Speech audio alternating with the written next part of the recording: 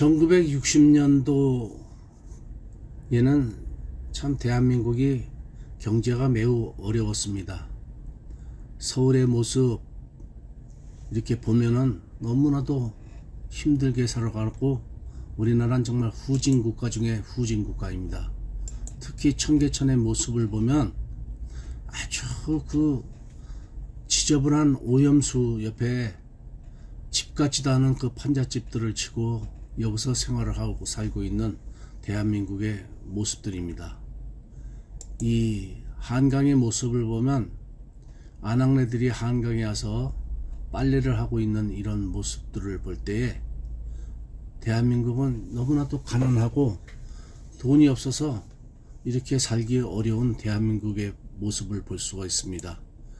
또 배급제도가 있어서 배급을 타기 위해서 이렇게 구청 같은데 줄을 서서 이렇게 배급을 타려고 기다리는 이런 모습들도 볼 수가 있습니다. 또 명동에 서울의 명동이라고 하는 이 거리가 이렇게 초라하기 짝이 없습니다. 이렇게 살기 어려운 시대에 우리나라 1964년도에 박정희 대통령이 독일에 갔습니다. 독일을 왜 갔냐 하면 박정희 대통령이 5.16 군사혁명 뒤에 이 케네디 대통령을 만나서 우리나라가 경제 발전을 하려고 하니까 자금을 좀 빌려달라고 그렇게 말을 했습니다. 그러니까 케네디 대통령이 박정희 대통령을 아주 싫어했어요. 왜냐하면 당신은 군사 독재자이기 때문에 우리나라의 세금을 줄 수 없다고 거절을 했습니다. 그래서 거절을 당하고 나오는 박정희 대통령 뒤에다가 아주 케네디가 들으라고 하는 듯이 박정희 대통령이 나오는데 박정희 대통령 뒤에다 대고 저자를 처치해버려 라고 말을 할 정도로 그런 말을 박정희 대통령이 들었어요. 그러니 박정희 대통령이 숙소에 와서 아주 심하게 울었어요. 왜냐하면 자존심도 상하지요, 속도 상하지요. 그 모멸감에 가난한 나라라고 해서 너무 억울해서 숙소에 와서 아주 펑펑 막 울어버렸어요. 자, 그리고 이번에는 일본에 가서 자금을 요청해 보니 일본 역시 거절을 하고 자금을 빌려주질 않는 거예요. 할 수 없이 박정희 대통령은 이번에 독일에 가서 자금을 좀 빌려달라고 이렇게 요청을 해봅니다. 그때 독일 수상이 슈미트예요. 우리나라가 경제를 일으켜 보려고 하니 돈을 좀 빌려줄 것을 요청한 거예요.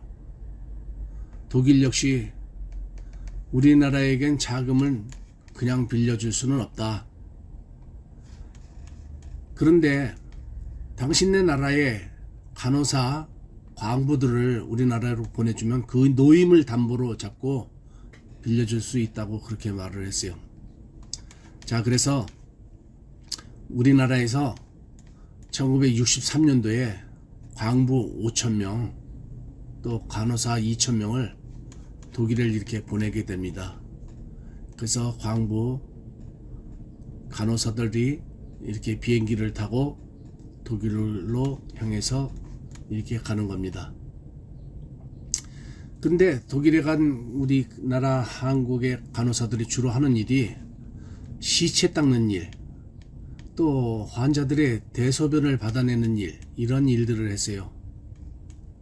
독일 사람들이 주로 하지 않는 일들을 우리 간호사들이 그런 일들을 한 거예요. 그때 독일 여당이 기독교 민주당, 기민당입니다. 그 기민당의 그 어떤 원대 총무가 그때 병원에 입원을 했는데 한국 간호사가 너무나도 그 간호를 잘 해주는 거예요. 한국 간호사들이 아주 정성스럽게 간호를 잘 해주고 주소도 잘 놓아주고 아주 그러니까 독일 사람들의 그 이미지가 굉장히 좋았던 거죠. 또 독일로 간 광부들 역시 지하 700m, 800m 또 한 1000m대는 땅속까지 내려가서 일을 하는데, 광부로 독일에 온 사람들이 우리나라 사람뿐만 아니라 뭐 이런 아프리카 지역이라든지 뭐 이런 여러 나라 사람들을 다 써보았지만 한국 사람만큼 그렇게 열심히 일하는 사람이 없더라고 하는 것입니다. 그러니까 독일에 한국 사람들이 일을 얼마나 잘하는지 독일 사람들이 한국 사람 생각하기를 아주 이미지가 너무 좋게 나 있었습니다. 그런데 김인당 원내총무가 병원을 입원을 했는데, 한국 간호사들이 그 일하는 모습을 가만히 보니까 너무나도 친절하고 치료를 잘 해주고 주사도 잘 놓고 얼마나 정성스럽게 잘하는지 그 사람들이 한국 간호사들에게 말하기를 천사라고 말을 했습니다. 이건 코리안 엔젤이다, 한국에서 온 천사들이다, 이렇게 말할 정도로 좋은 표현들이 났습니다. 이렇게 좋은 국민들에게 우리가 좀 도와줘야 되겠다고 해서 독일 정부에서 돈을 빌려준다고 합니다. 그 다음에 1964년도 박정희 대통령이 독일을 그래서 방문을 하게 됩니다. 그 해에 12월 4일 날 독일을 그렇게 갔는데, 박정희 대통령은 지도자들을 만나기 전에 맨 처음 르르 지방에서 일을 하고 있는 우리나라 광부들, 간호사들을 먼저 만난 거예요. 대한민국 대통령이 온다고 하니까 광부들, 간호사들이 한 곳에 다 모여 앉아서 애국가를 부릅니다. 그런데 간호사나 광부나 우느라고 애국가를 잘 부르질 못합니다. 왜냐하면 이역만리 땅에 와서 말도 안 통하고 고생하는 서름에 고향에 대한 그리움, 가족 생각, 이런 생각들을 하면서 애국가를 부르니까 애국가를 잘 부르지를 못하는 거고 막 우는 겁니다. 자, 그러니 같이 갔던 유경수 여사도 울고 박정희 대통령도 울고 광부들, 간호사들이 막 오는데, 애국가에 하나님이 보호하사 우리나라 만세 그 소절을 부를 때는 대성통곡을 하고 우는 거예요. 그러니 온통 울음바다가 돼버렸어요. 박정희 대통령이 눈물을 흘리면서 울면서, 여러분, 우리들의 해외에 나서 이렇게 고생하는 일이 없도록 합시다. 우리 정치인도 잘하겠습니다. 여러분들은 조국의 밑거름입니다. 라고 이렇게 외치면서 위로를 해 주었어요. 자, 그리고 박정희 대통령과 유경수 여사가 막 나오는데, 나올 때 한 간호사 한 명이 유경수 여사의 옷자락을 붙들고 어머니! 하고 부르면서 우리를 조국에 데려가 주세요. 너무 힘이 들어요. 하면서 막 이렇게 울었어요. 유경수 여사도 그 간호사를 안고 막 울었어요. 그리고 대통령이 차에 타고 가면서 아주 통곡을 하고 하니까 그 모습을 보고 있던 독일 슈미트 수상이 옆에서 지켜보고 있다가 우리가 돈 빌려줄게요.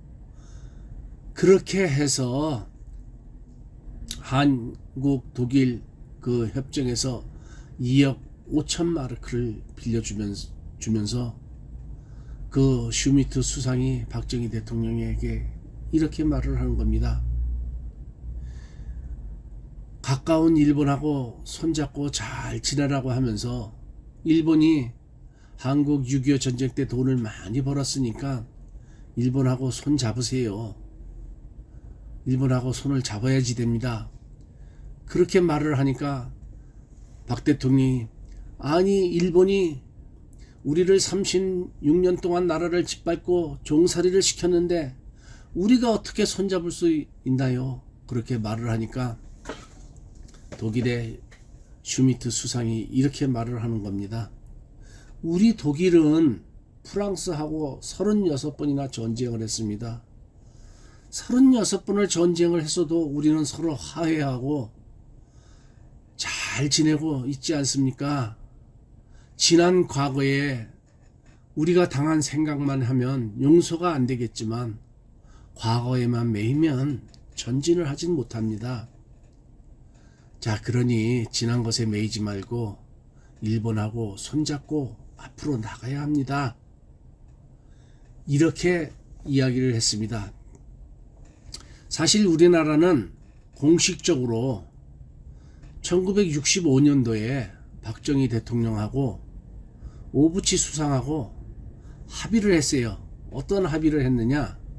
한일 청구권 이 합의를 하는데 그때 자금으로 우리나라가 5억 달러를 받았습니다. 그동안의 징역공의 문제, 정신대 모든 문제, 이런 모든 문제들 우리 여기서 마무리합시다 하고 이렇게 약속이 되어 있습니다. 그래서 그 다음 해 1965년도 한일 그 회담에서 우리가 5억 달러를 받아서 우리 경제 발전을 일으킵니다. 그래서 포항 제철도 짓고 고속도로도 닦은 겁니다.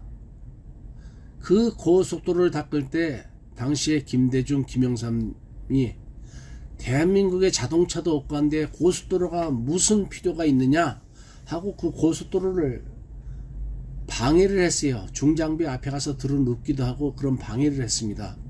그런데 그 일본에서 받아온 이 5억 달러가 대한민국의 밑거름이 되었습니다. 이번 윤석열 대통령이 이번에 일본 가서 일제시대의 징용 문제 우리 정부가 보상하겠다 이렇게 말을 했어요. 그러니까 우리가 도덕적으로 일본을 사실 이긴 겁니다.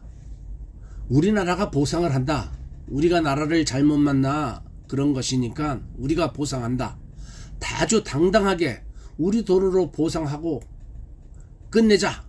그렇게 당당하니까 사실 일본이 기가 죽은 거예요. 그래서 그렇게 시원시원하게 하니까 유엔 사무총장도 축전을 보내고 미국 또 독일 나토에서도 격려하는 글을 윤석열 대통령을 격려하는 글을 발표하고 그랬습니다.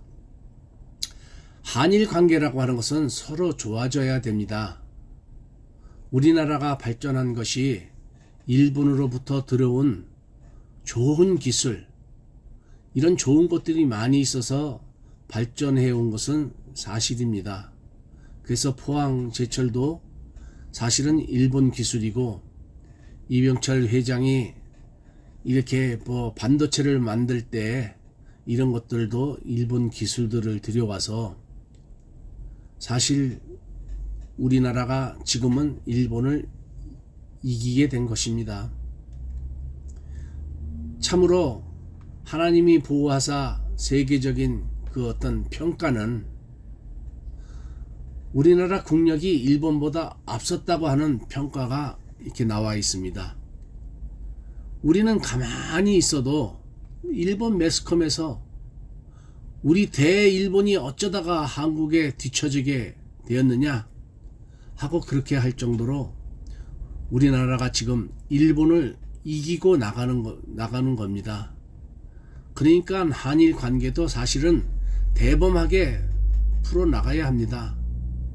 그래서 이번 윤석열 대통령이 일본에 방문을 했을 때 참 이 정치권에서는 윤 대통령이 일본을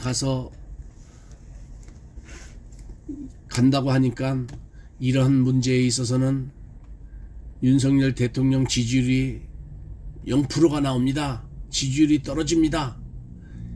이렇게 말을 하니까 윤석열 대통령이 하는 말이 내가 지지율이 0%가 된다 해도 나는 나라를 위해서 한다. 지지도의 문제가 아니라 나라의 미래를 위해서 하는 것입니다. 이렇게 말을 했습니다. 아주 이것은 정말 멋진 말입니다. 이런 지도 문제가 아니라 우리 나라의 미래를 위해서 한다. 이것이 진정한 지도자의 모습입니다. 우리 신앙인들은 이런 문제에 있어서 그렇잖아요. 남을 용서하고 이해하고 품어주고 안아주고 이렇게 하는 것은 우리가 지난날에 매이지 말고 미래를 향해서 전진해 나가는 이런 신앙의 모습을 갖춰야만 됩니다. 그래서 고린도전서 3장 21절에 보니까 그런즉 누구든지 사람을 자랑하지 말라. 만물이 다 너희 것임이라. 바울이나 아볼로나 게바나 세계나 생명이나 사망이나 지금 것이나 장래의 것이나 다 너희의 것이요 너희는 그리스도의 것이요 그리스도는 하나님의 것이라. 이렇게 말을 했습니다. 왜냐하면 우리는 그리스도의 것이기 때문입니다. 그래서 서로 안아주고 품어주고 용서하고 이렇게 할 때 진정한 이것이 그리스도인들이요 진정한 우리 신앙인의 모습들이기 때문입니다. 그러면서 우리는 남을 이해하고 용서하고 사랑하고 덮어주고 포옹하는 이런 것만이 우리 진정한 그리스도의 모습이 아닐까 이렇게 생각합니다. 감사합니다.